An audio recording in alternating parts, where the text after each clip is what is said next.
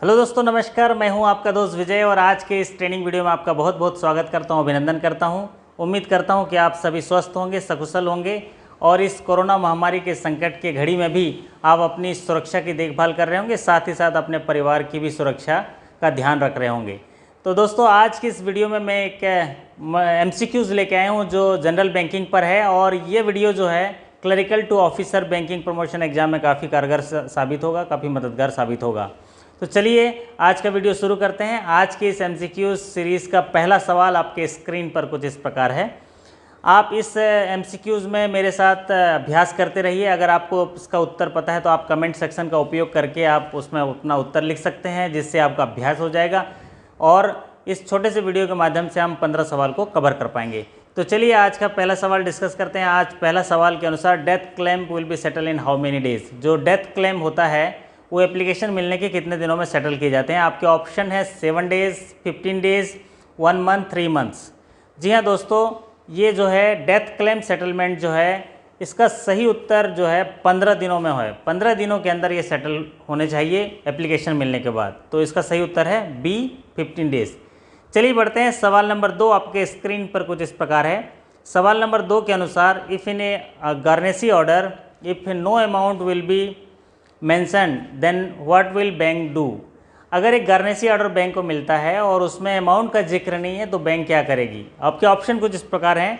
No amount will be attached, entire amount will be attached, garnishee order will be return, none of this. जी हाँ दोस्तों, यहाँ पर बात हो रही है गार्नेसी ऑर्डर की और गार्नेसी ऑर्डर जब मिलता है और अगर उसमें अमाउंट का जिक्र नहीं है तो इंटायर अमाउंट को अटैच कर दिया जाता है। तो इसका सही उत्तर है entire amount will be attached. देखिए दोस्तों, गार्नेसी ऑर्डर जिस समय मिलता है उस समय उस खाते में जो अवेलेबल बैलेंस है उस पर गार्नेसी ऑर्डर लग जाता है। उसके बाद में जो अमाउंट आता है उस पर गार्नेसी ऑर्डर नहीं लगता है। और अगर गार्नेसी ऑर्डर में अमाउंट का जिक्र नहीं है तो इंटायर अमाउंट को अटैच कर दिया जाता है। लेकिन अटैचमेंट ऑर्डर के समय क्या होता है, अगर अमाउंट का जिक्र नहीं है तो वो इनवैलिड कहलाता है और अगर अटैचमेंट ऑर्डर आ जाता है तो उस समय अवेलेबल बैलेंस पर भी लग जाता है, उसके बाद के बैलेंस पर भी लग जाता है। तो यहाँ पर जो सही उत्तर होगा entire amount will be attached. चलिए बढ़ते हैं। सवाल नंबर 3 आपके स्क्रीन पर कुछ इस प्रकार है। सवाल नंबर 3 के अनुसार इन case of fixed deposit account the rate of interest is decided by whom. जब फिक्स डिपॉजिट रिसीट होता है उसमें इंटरेस्ट दिए जाते हैं तो जो इंटरेस्ट है उसका डिसीजन कौन लेता है कि कितना इंटरेस्ट मिलेगा। आपके ऑप्शन इस प्रकार हैं। रिजर्व बैंक ऑफ इंडिया के द्वारा, गवर्नमेंट ऑफ इंडिया के द्वारा, स्टेट गवर्नमेंट के द्वारा या board of director of the bank. जी हाँ साथियों, अगर फिक्स डिपॉजिट के रेट ऑफ इंटरेस्ट की बात कहें तो ये डिसाइड होता है बोर्ड ऑफ डायरेक्टर के द्वारा। तो इसका सही उत्तर होगा board of director of the bank. चलिए बढ़ते हैं। सवाल नंबर 4 आपके स्क्रीन पर कुछ इस प्रकार है। In case of deposit insurance by DICGC the insurance premium will be paid by whom. जब हम बैंकों में डिपॉजिट रहता है कस्टमर का तो उसका कस्टमर का डिपॉजिट इंश्योर्ड होता है जिसको DICGC देखता है। उस DICGC इंश्योरेंस डिपॉजिट इंश्योरेंस का जो प्रीमियम है उसको कौन पे करता है। आपके ऑप्शन है by customer, by central government of India, 1:1 bank and customer या 100% will be borne by bank.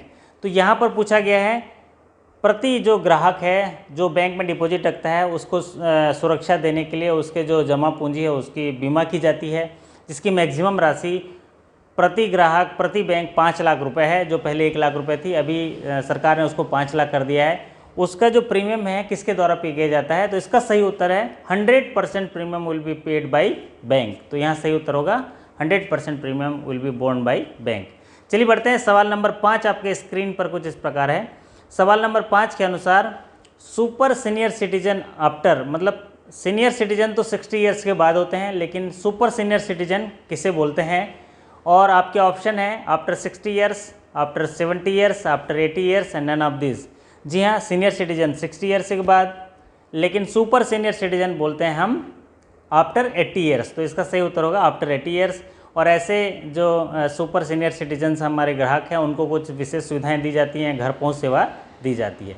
चलिए बढ़ते हैं। सवाल नंबर 6 आपके स्क्रीन पर कुछ इस प्रकार है। सवाल नंबर 6 के अनुसार there is a credit balance in the saving account and there is a overdraft in the current account amounting of ₹5,000.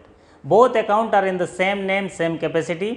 Bank wants to adjust credit balance of saving bank account towards payment of overdraft. As per which right bank can do this.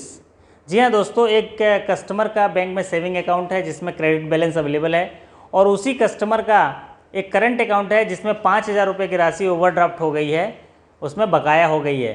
तो ऐसे condition में जो कि खाता same name same capacity से है, तो bank जो है उसको एडजस्ट कर देता है सेविंग अकाउंट को डेबिट करके करंट अकाउंट में। ये जो अधिकार है इसको क्या बोला जाता है, बैंक क्यों कर पाता है, किस अधिकार के तहत?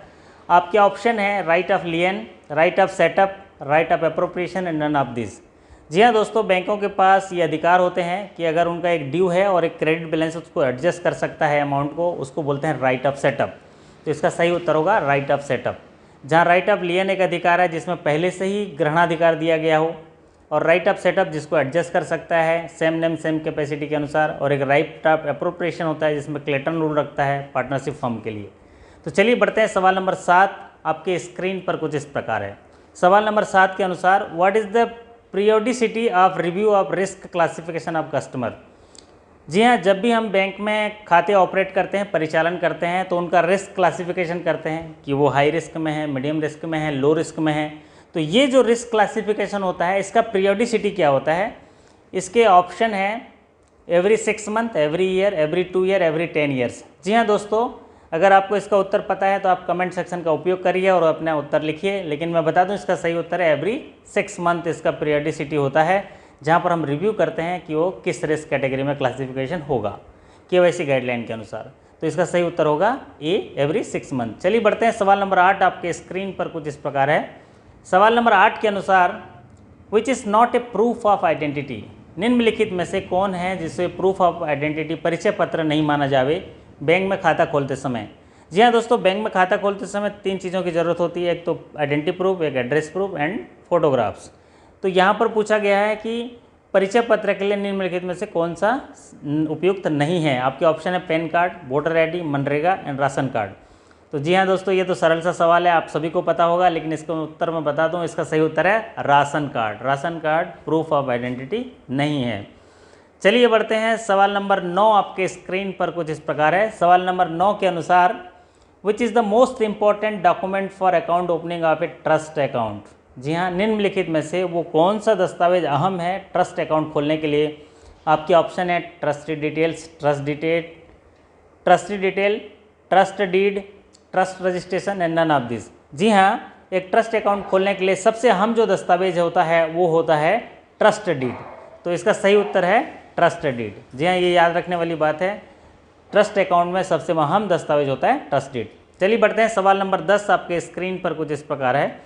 सवाल नंबर 10 के अनुसार which of the following forms will be used for allowing TDS exemption to a depositor as at 61 year. जी हाँ, अगर एक कस्टमर जो है 61 ईयर के हैं और उनको TDS एग्जम्पशन दिया जाता है, टैक्स में छूट के लिए फॉर्म भरने के लिए दिया जाए, तो कौन से फॉर्म भरेंगे जो सीनियर सिटीजन है? आपके ऑप्शन है 15G, 15H, both A and B and not required. जी हाँ दोस्तों, यहाँ पर इसका सही उत्तर है 15H। अगर 60 ईयर से अबव हैं तो 15H भरते हैं, 60 ईयर से बिलो हैं तो 15G भरते हैं। तो इसका सही उत्तर होगा 15H। चलिए बढ़ते हैं सवाल नंबर 11। आपके स्क्रीन पर कुछ इस प्रकार है। सवाल नंबर 11 के अनुसार who are eligible to preferential rate of interest under NRE deposit. जी हाँ, नॉन रेसिडेंट इंडियन करेंसी जो होते हैं, इंडियन करेंसी में जो अकाउंट खोले जाते हैं, नॉन रेसिडेंट एक्सटर्नल अकाउंट खोले जाते हैं, इसमें प्रेफरेंशियल रेट ऑफ इंटरेस्ट किसको मिलता है? आपके ऑप्शन है स्टाफ को, सीनियर सिटीजन को, staff and senior citizen, none of this.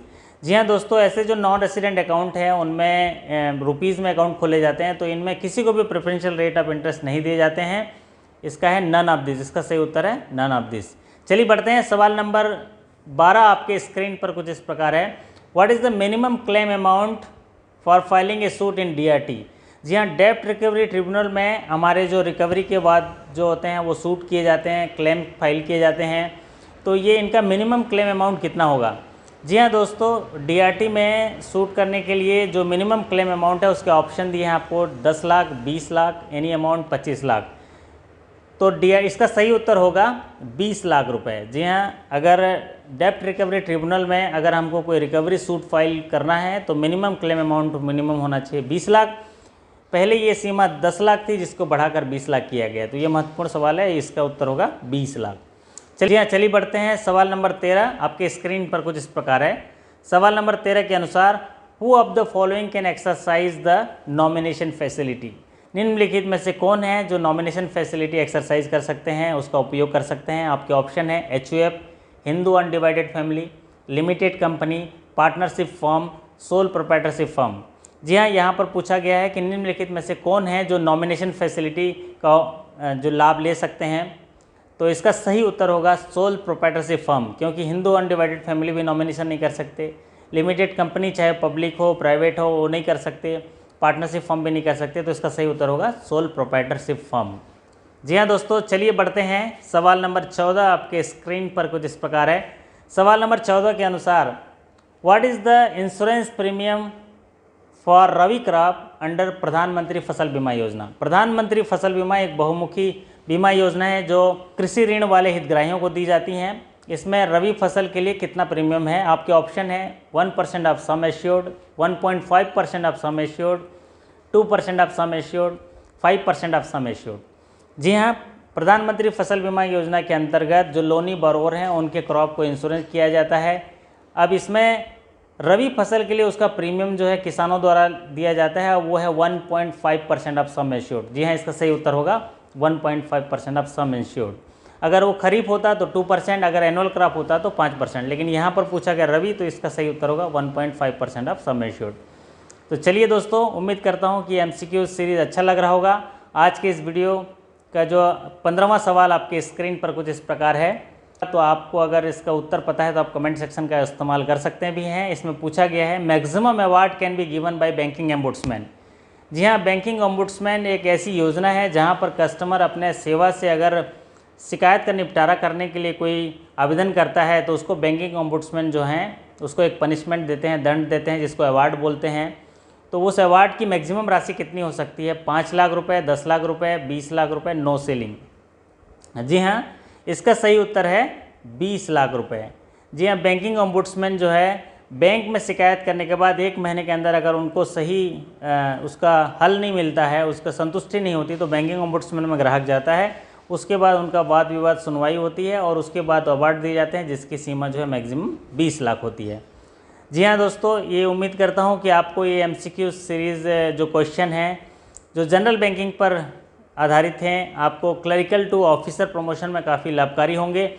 उम्मीद करता हूँ कि ये वीडियो आपको अच्छा लगा होगा। अगर अच्छा लगा होगा तो इसको लाइक कर दीजिए, चैनल में नए आए हैं तो इसको सब्सक्राइब कर लीजिए और अभ्यास करते रहिए। डेली मेरे साथ बने रहिए, ऐसी मैं आपके साथ अभ्यास के साथ कुछ क्वेश्चन लाते रहूँगा और इसके साथ आप सीखते रहेंगे। क्योंकि आप रामायण देखे होंगे, महाभारत देखे होंगे, बड़े बड़े युद्ध जीते गए हैं, इतिहास बनाए गए हैं और उन्होंने कितने साल अभ्यास किए हैं, उसके बाद रणभूमि पे उन्होंने वो विजय हासिल करी है। तो ठीक उसी तरह आप भी लगातार अभ्यास करते रहिए और जब आपकी परीक्षा सामने होगी तो आप हंसते हंसते सफलतापूर्वक उसको पार कर जाएंगे।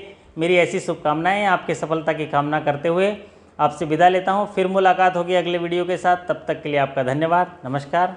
Thank you so much.